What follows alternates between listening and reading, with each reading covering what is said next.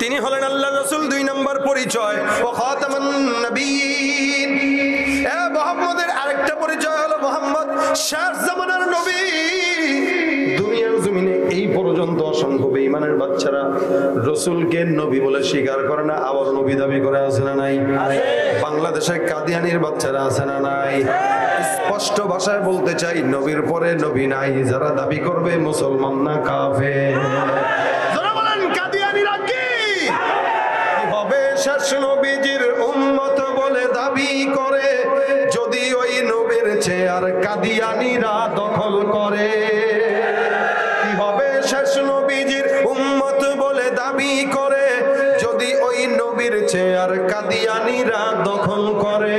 নবীজির জন্য যদি রক্তের বহে নদী, নবীজির জন্য যদি রক্তের বহে নদী, তবুও হটব না এই দাবি থেকে। কি হবে বেঁচে থেকে অযথা বিদ্যা শিখে, যদি না করতে পারি শোষণবিহীন সমাজটাকে? নবীর পর আর কোন নবী আছে নাকি? জোরে কোন? আল্লাহ পাক রব্বুল আলামিন বলে, হে পয়গম্বর, আমি আপনাকে শেষ নবী বানাইলাম, পরিচয় কোরআনের ভিতরে দিলাম, সম্মানের সঙ্গে কোরআনের ভিতরে কোন জায়গায় নাম ধরে রাখেন নাই। এই কারণে উম্মতদেরকে আল্লাহ পাক রব্বুল আলামিন বলেন, কাদুআ ইবাদিকুম বাদা। অন্যদেরকে তোমরা যেমনে ডাকো, এই আব্দুর রহমান, এই আব্দুল্লাহ, এই অমুক অমুক অমুক বলে অন্যদেরকে তোমরা যেমনে ডাকো, খবরদার খবরদার আমার পয়গম্বরকে নাম ধরে ডাকবা না। যখন নাকি পয়গম্বরকে ডাকবা, নবী বলে সম্বোধন করবা। সুবহানাল্লাহ। এটা শিখায় দিয়েছেন আল্লাহ। শুধু তাই নয়, এত সম্মান রব্বুল আলামিন পয়গম্বরকে দিলেন। আমরা দুনিয়ার মানুষের সঙ্গে কথা বলি, ভদ্রতা দেখাইতে চাইলেও দেখাই না, দেখাইতে চাইলেও দেখাই না। কিন্তু আল্লাহ পাক ফরজ করে দিয়েছেন, খবরদার এ মুমিনের দলেরা, তোমরা তোমাদের গলার আওয়াজটাকে রাসূলের সামনে উঁচা কোনোদিন করবা না। আসওয়াতাকুম ফাওকা সাউতিন নবী। তোমরা নবীর সামনে নবীর উপরে কথা বলবা না। নবী যেটা বলে চুপচাপ শুনবা, ভালো লাগলেও খারাপ লাগলো। কারণ আল্লাহ পয়গম্বর যা বলেন এটা রাসূল নিজের থেকে বলেন না, বলেন কার থেকে? অর্থাৎ আল্লাহর কথা যা, পয়গম্বর মুহাম্মদ রাসূলুল্লাহর কথা তা। আম্মা জান আয়েশা রাদিয়াল্লাহু তাআলা সেই কথাই বলেন। দুনিয়ার জমিনে পয়গম্বর কোনো কথা নিজ থেকে বলেন নাই, যেটা বলছেন এটা আল্লাহর তরফ থেকে বলেছেন। এত সম্মানিত যেই নবীকে আল্লাহ পাক রব্বুল আলামিন বানাইলেন, ওই নবীকে যদি কেউ পাগল বলে, মালিক কি খুশি হয় না বেজার হয়? এই কারণে আল্লাহ বলেন, আল কালাম ইয়ামা ইয়াসতুরুন। সারা দুনিয়ার কসম আমি আল্লাহকে একটা মাত্র কথা বলবো, তাহলে বুঝে নাও ওই কথাটা কত দামি। কারণ আসমানের কসম খাইলাম, জমিনের কসম খাইলাম, পাহাড় সমুদ্র, গোটা মানুষ ইনসান জিন্নাতের কসম খায়, খালি একটা কথা বললাম, মা আনতা বিনিআমাতি রাব্বিকা বিমাজনুন। আপনার রবের দয়ায় আপনি কখনো পাগল হতে পারেন না। যারা আপনাকে পাগল বলে, আপনি অবশ্যই দেখবেন তারাই মূলত দুনিয়াতে পাগল, এছাড়া অন্য কেউ পাগল না। যারা আলেমদেরকে পাগল বলে, নামাজীদেরকে পাগল বলে, এই দুনিয়ার সবচাইতে বড় পাগল হচ্ছে তারা। সন্দেহ হয় না? আল্লাহ পাক রব্বুল আলামিন বলেন পরবর্তী আয়াতে, যদি পাগল হইতো, পাগলরা কেউ নিয়ামত দেয় না। ও ভাই, আপনাদের সামনে কোনো পাগল যদি এসে টাকা চায়, ও ভাই দেন, 1 লাখ টাকা দিবেন? কথা কয় না, দিবেন 1 লাখ? কত দিবেন? 5 টাকায়। দেখেছেন, 5 টাকা দিবেন। 5 টাকা দিলেও এখন নিতে চায় না। অবশ্য ডিজিটাল বাংলাদেশ তো, ডিজিটাল ফকির। 5 টাকা দিলেও নেয় না, 10 টাকা দিলে মোটামুটি ঠিক আছে। কিন্তু এই পাগলরা যদি আপনি $1000 বান্ডিল দেন, সে ওইটা নিয়ে নৌকা বানাবে না তো খেলবে, কারণ তার কাছে এটার মর্যাদা নাই। পাগলকে নিয়ামত দিতে হয় না, ঠিক? আল্লাহ পাক বলেন, ওয়া ইন্না লাকা লাআজরান গায়রা মামনুন। আপনি যদি পাগল হতেন, নিরবিচ্ছিন্ন নিয়ামত কখনো আপনাকে দিতাম না। এত নিয়ামত দিলাম, জন্মের আগে থেকে নিয়ে মৃত্যুর পর পর্যন্ত, এখনো পর্যন্ত কত নিয়ামত। সবচাইতে বড় নিয়ামত হচ্ছে পবিত্র আল কোরআন। এটা মুজিজা, জীবন্ত মুজিজা এই কোরআন। রাসূলের জন্মের আগে থেকে আল্লাহ পাক তাকে মুজিজা দেওয়া শুরু করলেন, এগুলা নিয়ামত। আল্লাহ পাক রব্বুল আলামিন বলেন, ইন্না লাকা লাআজরান গায়রা মামনুন। নিরবিচ্ছিন্ন নিয়ামত আপনাকে দান করলাম।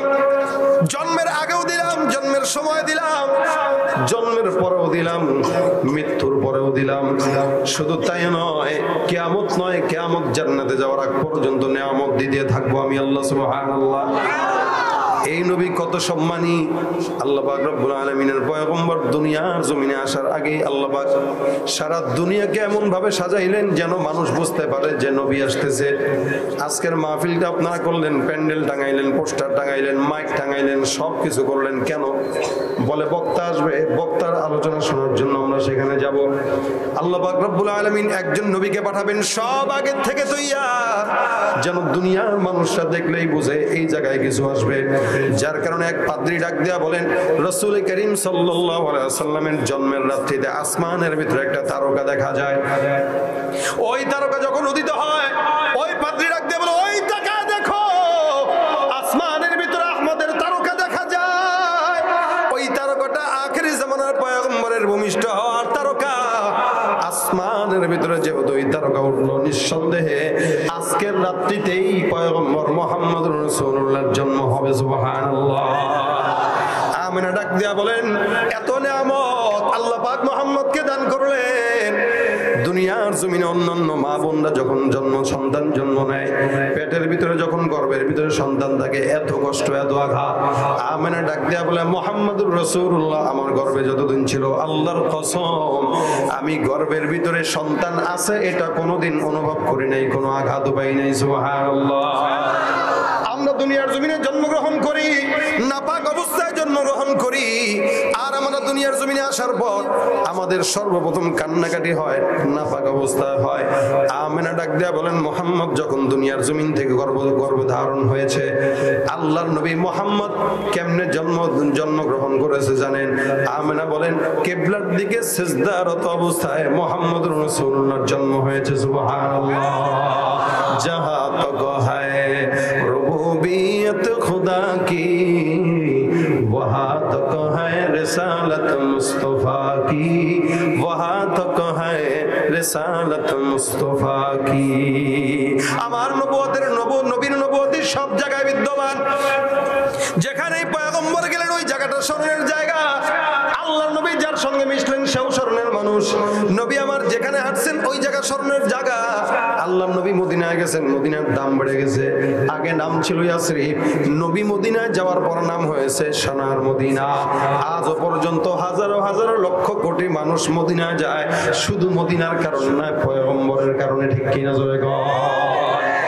বার আমার খুব বুঝবেন, আল্লাহ পাক রব্বুল আলামিন বলেন, এত নিয়ামত আমি আল্লাহ তোমাকে দান করলাম, যেই নিয়ামতের শুরু আছে মাগার শেষ নাই। আমি রব্বুল আলামিন তোমাকে সেই নিয়ামতগুলো দিলাম, যেই নিয়ামতগুলো অন্য কোন নবীকে আমি আল্লাহ পাক রব্বুল আলামিন দেই নাই। নবী আমার যখন সিনা চাক হয়, পয়গম্বর বলেন, আমার দুইজন ফেরেশতা আমার কাছে আসলো, মাত্র তখন 4 বছর বয়স। হালিমাতুস সাদিয়া বলেন, মুহাম্মদুর রাসূলুল্লাহ সাল্লাল্লাহু আলাইহি ওয়াসাল্লাম যখন কথা বলা শিখলো 2 বছর বয়স। আমাদের দেশের সন্তানেরা যখন কথা বলা শিখে সর্বপ্রথম কথা কি বলে? বাবা অথবা মা অথবা অন্য কোন শব্দ। হালিমাতুস সাদিয়া বলেন, মুহাম্মদ যখন কথা বলা শিখলো, আল্লাহর কি কুদরত, এই বাচ্চাটা কথা কখন বলল?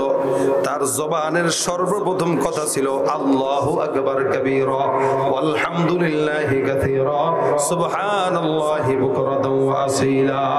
আল্লাহু আকবার বলেন। রাসূলের দাম বেশি না কম? বেশি বলেই তো আল্লাহ পাক তারা শেষ নবী বানাইছেন। যারা পাগল বলে তারা কি? ওয়া ইন্না লাকা লাআজরুন গায়রা মামনুন। নবী আমার ডাক দিয়া বলেন, কেমন নিয়ামত দিলেন। আমার ভিতরে যেই জিনিসটা ছিল আল্লাহ পাক রব্বুল আলামিন বলেন, পয়গম্বরকে আমি আল্লাহ পাক রব্বুল আলামিন পবিত্র করে দিলাম। কিভাবে জানেন? সিনা চাকের মাধ্যমে, বক্ষ বিদারণের মাধ্যমে আমি আল্লাহ তার সমস্ত কিছু দূর করে দিলাম। রাসূল বলেন, আমি যখন খেলতে গেলাম ওই আমার দুধ ভাইয়ের সঙ্গে যাওয়ার পর দেখলাম 2 জন ফেরেশতা আসলো, আমার সুন্দর করে শোয়াইলো। শোয়ানোর পরে সুন্দর একটা স্বর্ণের তস্তরিতে নিয়ে আমার পানি দিয়ে আমার ভিতরের সমস্ত কিছু সুন্দর করে ধুয়ে মুছে পরিষ্কার করে আবার রেখে দিল। 2 জন ফেরেশতা আমার মাথার সামনে বসে একজন আরেকজনকে প্রশ্ন করে, এই মুহাম্মদকে তার উম্মতের 10 জনকে এক পাল্লায় রাখো, আর মুহাম্মদকে আরেক পাল্লায় রেখো, ওজন দাও, কার পাল্লা বেশি হয় দেখো। আমি দেখলাম 2 জন ফেরেশতা একজন আরেকজন একজনকে সঙ্গে কথা বলে। অবশেষে আমার শেষ জামানার উম্মতের 10 জনকে এক জায়গায় রাখলো, আমি নবীকে আরেক পাল্লায় রাখলো। এরপরে ডাক দিয়া বলে ওজন দাও, ওজন দেওয়া হয়। ওজনের পরে তাকায় দেখলো আমি নবীর পাল্লাটা 10 জনের চাইতে ভারী হয়ে গেছে। একজন ফেরেশতা আরেকজনকে ডাক দিয়া বলে তাকায় দেখো কার পাল্লাটা ভারী। আরেকজন জবাব দেয় এই উম্মতের 10 জনের চাইতে একজন মুহাম্মদের ওজনটা বেশি ভারী। সুবহানাল্লাহ। যেহেতু 10 জনের চেয়ে ওজনের পাল্লায় মুহাম্মদ ভারী, আরেকটা কাজ করো, তার উম্মতের ভিতরে 100 জন এক ওজনে দাও।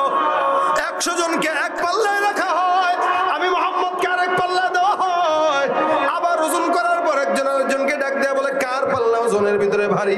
একজন আরেকজনকে জবাব দেয় 100 জনকে যে ওজনের পাল্লায় রাখলাম, আল্লাহর কসম ওই ওজনের পাল্লার চাইতে মুহাম্মদের পাল্লাটা বেশি ভারী হয়ে গেছে। এখন একজন আরেকজনকে ডাক দেয়া বলে যাও যাও, এখন 100 জন দিলেও চলবে না, 1000কে দিয়া দাও।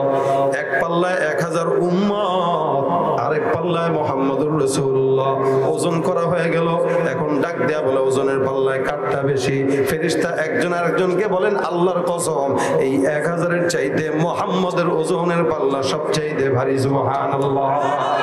এখন দুইজন একজন আরেকজনকে বলে আল্লাহর কসম এই মুহাম্মদটা এত সম্মানিত, সারা দুনিয়ার ভিতরে যত মানুষ আসছে আর আসবে সব মানুষদেরকে যদি এক পাল্লায় রাখা হয় আর মুহাম্মদকে যদি আরেক পাল্লায় রাখা হয়, আল্লাহর কসম ওই সমস্ত মানুষের চাইতে এই মুহাম্মদের পাল্লাটা সবচাইতে ভারী হয়ে যাবে। নবীর উম্মত, এই জন্য আল্লাহ পাক রব্বুল আলামিন বলেন যদি পাগল হইতো এত নিয়ামত আমি আল্লাহ তারে কোনোদিন দিতাম না। তাহলে পাগল যেহেতু না, নবী আপনার কি? আল্লাহ পাক রব্বুল আলামিন বলেন ওয়া ইন্নাকা লাআলা খুলুকিন আযীম। সারা দুনিয়ার জমিনের ভিতরে আমি পয়গম্বরকে পাগল বানাই নাই, কিন্তু পয়গম্বরকে আমি আল্লাহ পাক রব্বুল আলামিন কি বানাইলাম? আল্লাহ পাক রব্বুল আলামিন ডাক দিয়ে বলেন ইন্নাকা লাআলা খুলুকিন আযীম। নিঃসন্দেহে পয়গম্বরকে আমি আল্লাহ পাক রব্বুল আলামিন খুলুকে আযীমের অধিকারী বানাইলাম। সুবহানাল্লাহ। সারা দুনিয়ার জমিনের ভিতরে এই আখলাকের উদাহরণ একমাত্র মুহাম্মদুর রাসূলুল্লাহ সাল্লাল্লাহু আলাইহি সাল্লামের। এছাড়া ইউসুফ পয়গম্বর বলেন, অন্য কোন নবী বলেন, সমস্ত নবীরাই পবিত্র, কিন্তু মুহাম্মদুর রাসূলুল্লাহর মতো আখলাক ওলা দুনিয়া থেকে আসে নাই, আসবেও না। সম্ভাবনা আছে আর আশা। এজন্য আম্মা জান আয়েশাকে, ভাইজান এ ভাই আপনারা চুপ থাকেন, আপনারা চুপ থাকেন, আপনারা চুপ থাকেন। এটা দৃষ্টিকটু, আপনার বিবেক আছে তো? শিক্ষিত মানুষ কি করতেছেন এগুলা? এত দায়িত্ব দেয় নাই তো আপনারা। বসেন, ক্যামেরা আছে এখানে। দেখেন আল্লাহ পাক রব্বুল আলামিন বলেন ইন্নাকা লাআলা খুলুকিন আযীম। খুলুকে আযীমের অধিকারী রাসূলকে আমি বানাইলাম। আখলাকটা কি জিনিস? আম্মা জান আয়েশার কাছে সাহাবায়ে কেরাম প্রশ্ন করেন কাইফা কানা খুলুকিন নবী সাল্লাল্লাহু আলাইহি ওয়াসাল্লাম, রাসূলের চরিত্র কি এটা একটু বলেন। রাসূলের চরিত্র কি এটা একটু বলেন। তো আম্মা জান আয়েশা দেখেন জবাব দিলেন কি? এই সাহাবায়ে কেরাম আমার দিকে তাকান। আম্মা জান আয়েশা ডাক দিয়ে বলেন এই সাহাবায়ে কেরাম তোমরা কি কোরআন তেলাওয়াত করো? বলে হ্যাঁ। কানা খুলুকুল কোরআন। আল্লাহর কোরআন যেটা, আল্লাহর রাসূলের আখলাকটাই সেটা। তার মানে এই পবিত্র কোরআনে যা পড়বেন ওটাই আমার নবীর চরিত্র, ঠিক না? আল্লাহর নবীর চরিত্র যা মানবেন ওটাই আমার আল্লাহর কোরআন, ঠিক না? এখন আসেন আখলাক 3 প্রকার। 1 নম্বর খুলুকে হাসান, 2 নম্বর খুলুকে করিম, 3 নম্বর খুলুকে আযীম। খুলুকে হাসান বলা হয় আপনাকে কেউ ঘুষি দিল আপনিও তারে ঘুষি দিলেন, সদবাদ, এটা ইসলাম। ইসলাম বলে কেউ যদি কাউকে একটা আঘাত দেয় তুমিও তারে আঘাত দিয়ে দাও, এটার নাম খুলুকে হাসান। বর্তমান সময়ে তো আমরা একটা দিলে আরো 10টা দেই, ঠিক কি নজরে কম? তো আমার একটা মারছে, আমার হাত 2টা, বেটা একটা মাইরা দেখুক। হোন্ডা হর্ন দিচ্ছে পিছন থেকে, সামনে সিএনজি সাইড দিল না কেন, বাস যায়, বাস মারা শুরু করছে। খুলুকে হাসানটা অন্তত নিজেদের ভিতরে ঢুকান যে আমি ইনসাফ বজায় রাখবো। সে আমাকে একটা দিবে আমিও একটা দেবো, বাস শেষ। আর যদি তার চাইতে একটু আপডেট চিন্তা করেন তাহলে খুলুকে করিম। সেটা কি? আপনারা আঘাত দিল, আপনি চুপ থাকলেন, কিচ্ছু বললেন না, মাফ করে দিলেন, যা মাফ করে দিলাম, তুই আমারে মারছস, আমি তো আর কুকুর হইতে পারি না, তুই কামড় দিছস, বাস মাফ করে দিলাম। এটা খুলুকে কারীম। 3 নম্বর খুলুকে আজিম, আপনাকে কেউ আঘাত দিল, আপনি তার হাতে চুমা খায় বলেন, ভাই হাতে কি ব্যথা পেয়েছেন? সুবহানাল্লাহ। আল্লাহ পাক রব্বুল আলামিন বলেন, এই লাস্টের চরিত্রটা আমি আমার রাসূলকে দিলাম। সুবহানাল্লাহ। যার কারণেই তায়েফের ময়দানে এত আঘাত দেওয়ার পর রাসূল বলেন, আল্লাহ তুমি মাফ করে দাও। সুবহানাল্লাহ।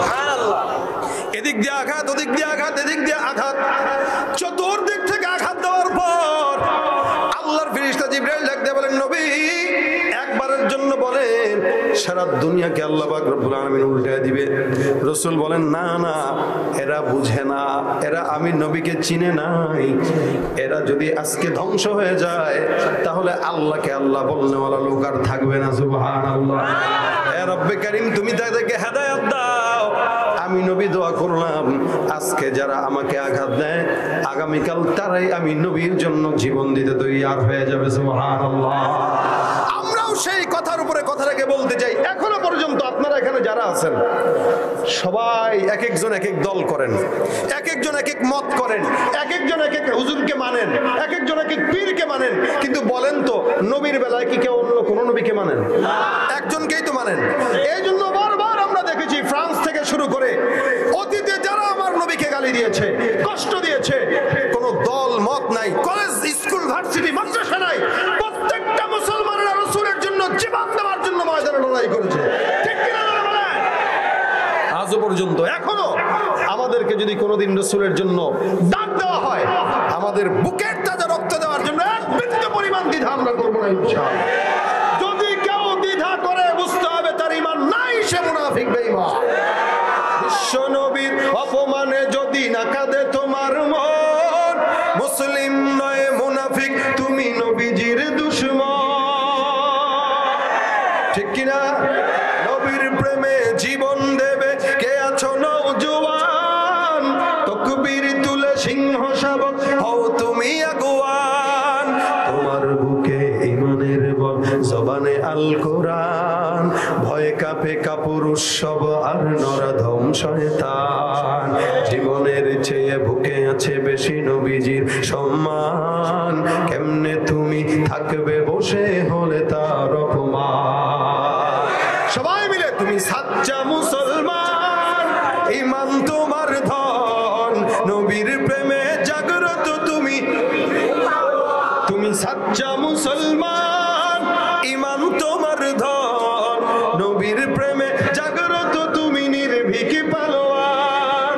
শ্রেষ্ঠ নবীর ব্যঙ্গ করে পাপিষ্ঠ আর বদনসিব, আমরা তাদের ঘৃণা জানাই, ধিক ধিক ধিক শতধিক। জাতিসংঘের কাজ কি তবে দর্শক হয়ে থাকবে চুপ, সাম্প্রদায়িক সম্প্রীতি আজ যাচ্ছে ভেঙে পাচ্ছে লোক।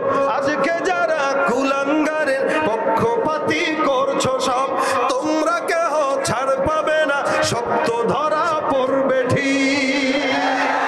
বয়কট হবে, ধিক্কৃত হবে বিশ্ব জুড়ে, নিন্দা কুরাবে জাগলে মুসলমান, জাগলে মুসলমান, সাচ্চা মুসলমান, ঈমান তোমার ধন, নবীর প্রেমে নির্ভীক পালোয়ান।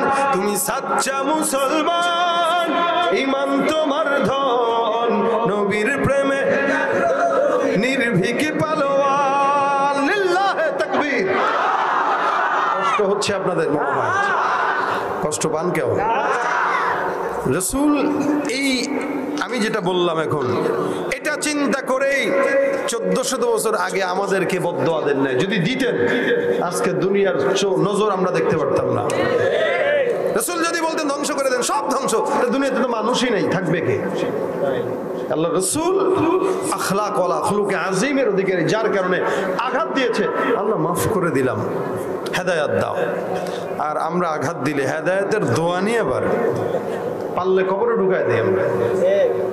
এই জন্য অন্তত খুলুকে আজিমটা নেই। রাসূল বলেন, আমি জানি আসলাম এটাই তো খুলুক, আখলাকে আজিম। এই খুলুকে আজিমটাকে এমন ভাবে ফলো করবা, লা ইউমিনু আহাদুকুম হাত্তা ইয়াকুনা হাওয়াহু তাবাআন লিমা জিতু বি। কোন মানুষ মানুষ মুমিন ততক্ষণ হবে না যতক্ষণ আমি জানি আসছি এটা সে না মানবে। অর্থাৎ আমি যেমনি হাঁটলাম এমনি হাঁটা আমাদের জন্য জরুরি। রাসূল যেভাবে কথা বললো আমরাও সেভাবে কথা বলা জরুরি। রাসূল কিভাবে মানুষের সঙ্গে মুআমালা মুআশারা করছে সবকিছু মানে আমাদের জন্য জরুরি। যতক্ষণ পারবো না ততক্ষণ মুমিন হতে পারি না। আমরা নেতারে মানতে পারি, আমরা আমাদের এমপিরে মানি, মন্ত্রীরে মানি, চেয়ারম্যানরে মানি, সবাইরে মানতে পারি, কিন্তু রাসূলের বেলায় এসে কই মানমুনে 40 বছর যাক। দাড়ি রাখবেন কবে? রাখবো না, 50 বছর যাক। 50 বছর হয়েছে এখন রাখে না। ভাই কবে রাখবেন? কয় পোলা পাইন বিয়েটে দেই না, তারপরে শ্বশুর হইলে একটু দাড়ি রাখলে মানায়। তো শ্বশুর হয়ে শ্বশুর হয়ে গেছে এখনো দাড়ি রাখে না। ও ভাই রাখবেন না? শ্বশুর মাত্র হইলাম, একটু নাতিপুতি হোক তারপরে দাড়ি রাখি।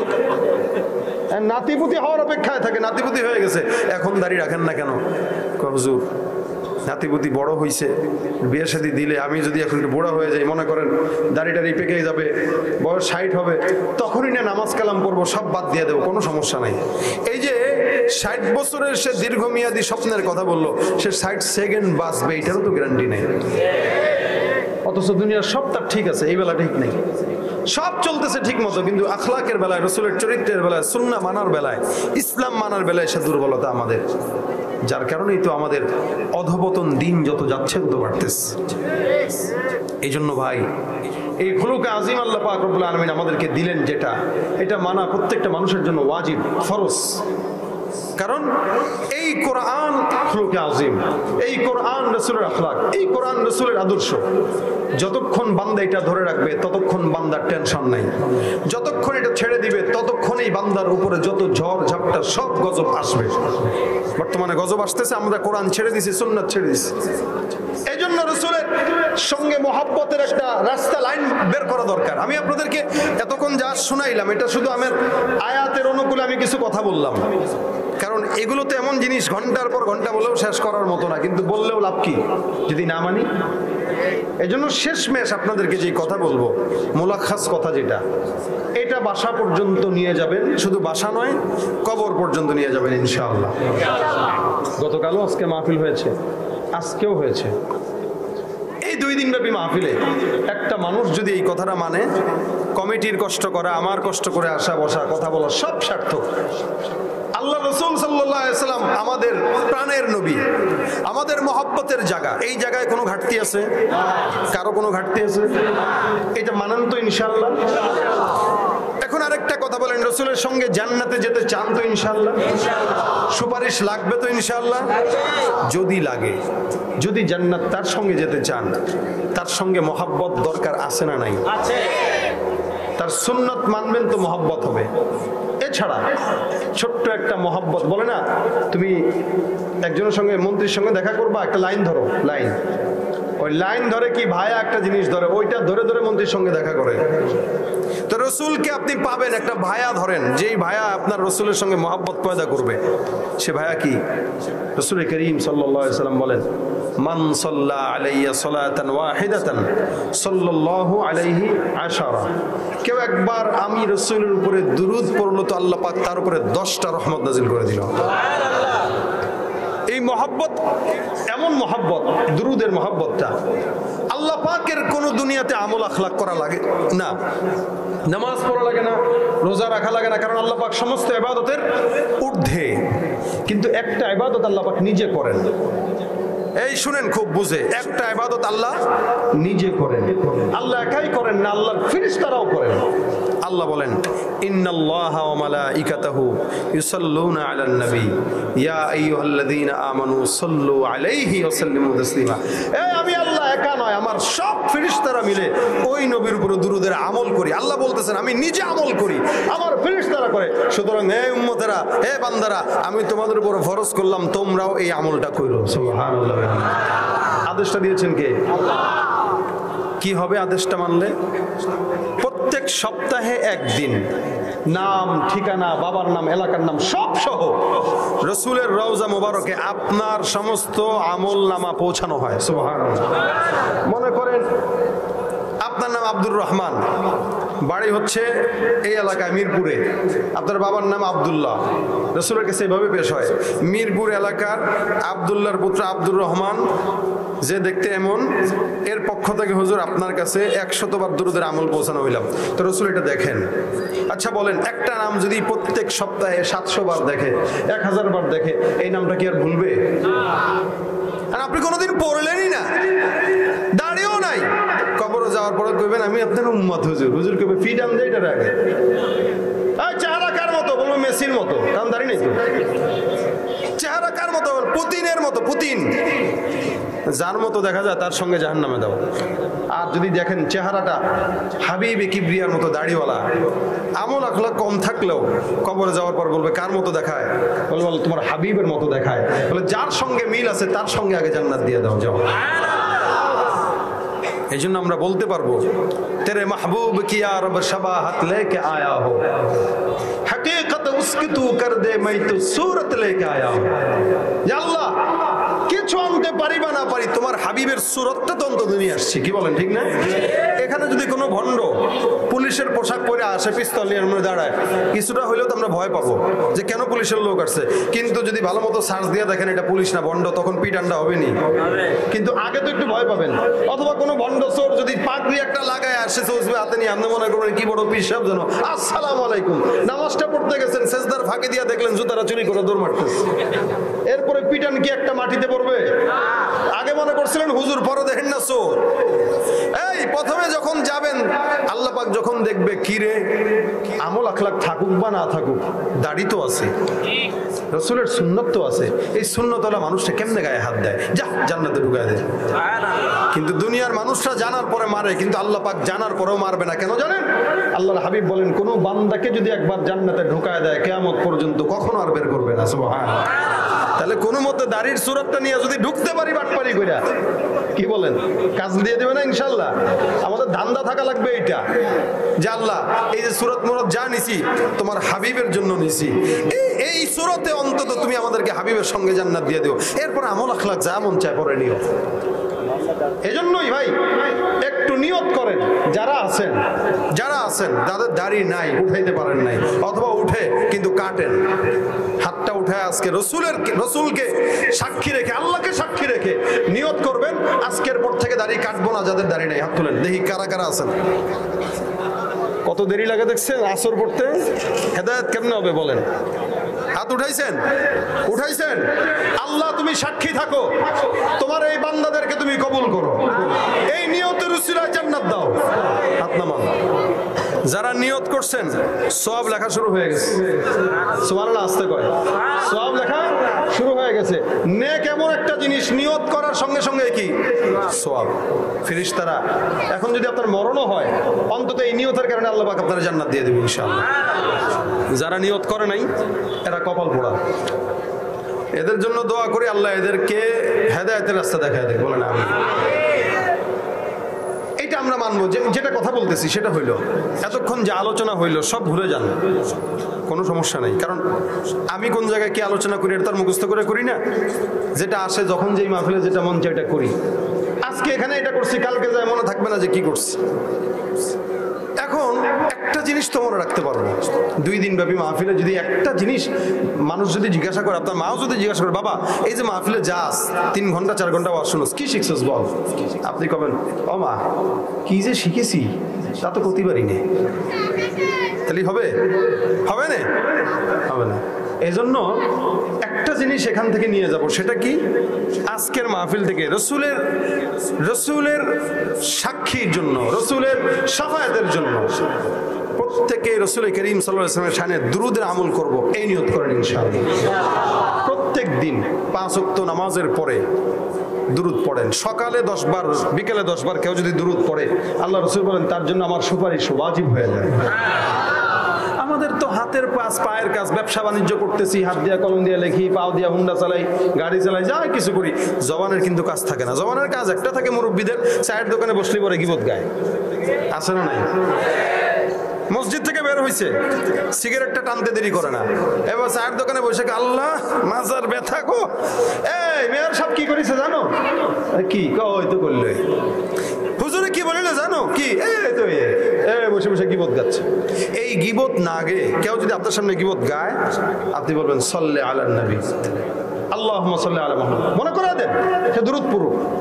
যত দুরূদ পড়বেন এমন কোনো বিপদ নাই যেই বিপদ থেকে আল্লাহ পাক আপনাকে উদ্ধার করবে না। সুবহানাল্লাহ। আমার জীবনের তাজরিবা অনেক, যত বড় বিপদ হোক, আমি বিপদের ভিতরে দুরূদ শরীফের আমলের বরকতে আল্লাহ পাক আমার আসান করছে। এর ভিতরে যদি আপনাদেরকে ছোট্ট করে বলি, যেই পাসপোর্টের কোনো মেয়াদ নাই এমন পাসপোর্ট দিয়ে আল্লাহ পাক আমার আল্লাহর ঘরে নিয়ে গেছে এই দুরূদের বরকতে। আমি এয়ারপোর্টে যাই দেখি পাসপোর্টের মেয়াদ নেই, কোনোভাবেই দিবে না, দুরূদ শরীফের আমল শুরু করছে। কেমনে কেমনে যেন আমারে পাঠায় দিল সৌদিতে, এই রমজানের ঘটনা বললাম। শুধু দুরূদের বরকত। অনেক সময় এমন হয়, অনেক সময় এমন হয় গাড়িতে তেল নাই, এমন চিপা চাপা রোড, হায় হায় লাল বাতি জ্বলে গেছে, কি করব? আমি বলি এই দুরূদ শরীফ পড়তো না। আলহামদুলিল্লাহ, এটা আপনাদেরকে পড়ানোর আগ্রহের জন্য বলতেছি। মানুষের কখনো এগুলো বুজুর্গি না, বুজুর্গি হচ্ছে রাসূলের দুরূদের বুজুর্গি। এটা আমরা পড়বো, আল্লাহ পাক আমাদেরকে কাজের সফলতা দিবেন। দেখা যায় এমন জায়গায় যে এই গাড়িটা স্টার্ট বন্ধ হয়েছে যেখানে তেল পাম্প আছে, এর আগে বন্ধ হয় না। ক্ষেত খামারে ফসল হয় না, দুরূদ শরীফ পড়ে পড়ে ক্ষেত খামারে ফসল ফলান। দুরূদ পড়ে পড়ে পানিগুলো ওখানে পৌঁছায় দেন। মেয়ের বিবাহ হয় না, মেয়েকে দুরূদের আমলদার বানায় দেন। মা বোনেরা রান্না করতেছেন, ঘরের ভিতরে দুরূদ শরীফ পড়েন আর রান্না করেন। স্বামী 2 নম্বর খারাপ হইলেও দুরূদের বরকতে রান্না পেটে ঢুকবে, তো স্বামীর দুরূদ বলা হয়ে যাবে ইনশাআল্লাহ। যে কোনো বিপদ, যে কোনো ঝামেলা, যে কোনো মুসিবতে সাল্লাল্লাহু আলাইহি, লম্বা দুরূদ পড়তে কষ্ট হয়, এই ছোট্ট দুরূদের আমলটা 2 দিন ব্যাপী মাহফিল আজকে নিয়ে যাবো। এবং দুরূদের আমল যদি কেউ বেশি পড়ে, একদিন না একদিন রাসূলকে স্বপ্নে সে দেখবে ইনশাআল্লাহ। আর কেউ যদি রাসূলকে দেখে, জাহান্নাম হারাম, সে দুনিয়া হোক, কি বলে, সে সরাসরি হোক অথবা স্বপ্নে হোক। এই জন্য সম্ভব ভাই, আমাদের মাধ্যমে সম্ভব।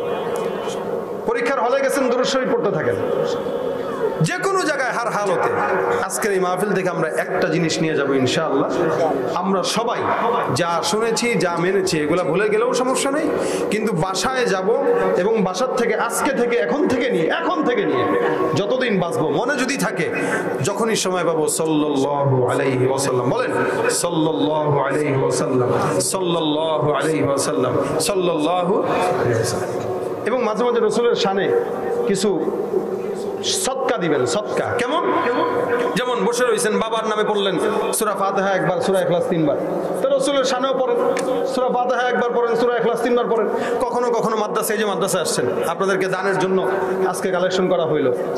এখন আমি যদি আপনাদেরকে বলি, এমন কেউ যদি থাকেন যে রাসূলের রওজায় সওয়াব পৌঁছানোর নিয়তে 10 টাকা করে সবাই দিবেন বা 100 টাকা করে সবাই দিবেন, এই সওয়াবটা রাসূলের রওজায় যাবে।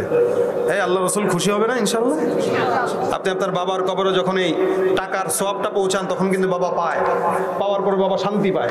তো এই যে ব্যাগগুলো চলে যাচ্ছে ইনশাআল্লাহ ভিতরে যাবে, যার যতটুকু সম্ভব এই নিয়তে দিবেন যে আজকের টাকাটা আমি এখন যেটা দেবো, এটা রাসূল সাল্লাল্লাহু আলাইহি ওয়াসাল্লামের রওজায় সওয়াব পৌঁছানোর নিয়তে দেবো ইনশাআল্লাহ।